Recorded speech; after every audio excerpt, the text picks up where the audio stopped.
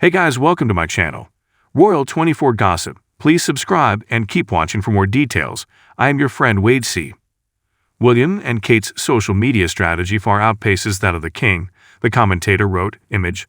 Getty. Prince William and Princess Kate's social media strategy is amounting to a huge power play over King Charles, a royal commentator has argued.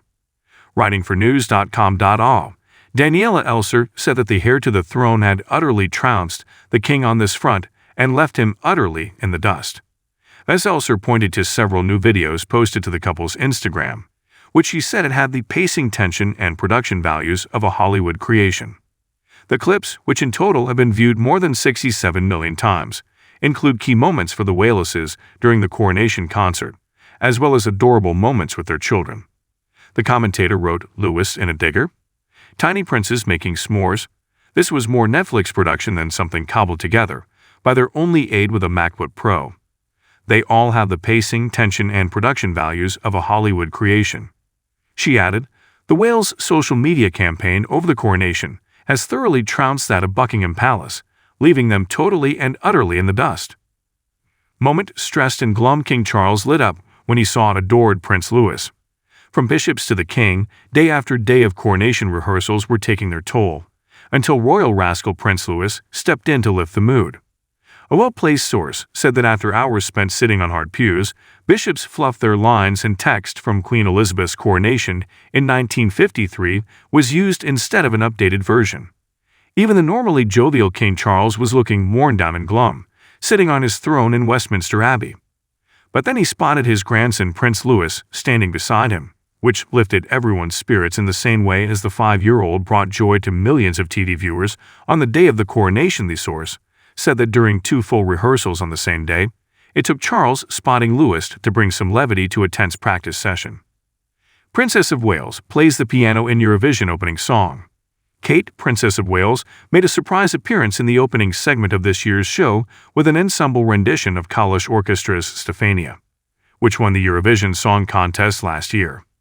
The royal performed alongside the likes of Lord Andrew Lloyd Webber, last year's runner-up Sam Ryder and Joss Stone, among other familiar faces. The royal recorded her piece earlier this month in Windsor Castle, Kensington Palace confirmed. Her appearance was only 10 seconds, but made an impact as she wore a blue dress, mirroring the color of the Ukrainian flag. The Princess of Wales on the piano. Image. Alex Brommel. Norwegian Eurovision favorite says she is a fan of royal family. Norwegian Eurovision hopeful Alessandra says she is a huge fan of royal family and her costume for the final was inspired by Queen Elizabeth. She said, my costume is modernized and represents a warrior queen. I'm absolutely a fan of the British royal family. Alessandra said she can't even describe what it would feel like to win the contest. The 20-year-old, one of the favorites, has impressed the voting public with her anthem of female empowerment, Queen of Kings. Alessandra also voiced support for the UK's entry Mae Muller, who will perform last with I Wrote a Song. She said, I love her and her song, everything. She is so sweet, sassy, beautiful. Really love her personality and voice, such a brilliant artist. The Eurovision Grand Final will air at 8 p.m. on Saturday on BBC One. Charles's deliberate coronation seating plan put special guests in eyesight. Those closest to King Charles I had front-row seats at his coronation ceremony on May 6. As well as his much-loved family members, some of the monarch's longest-serving aides had prime positions during the service.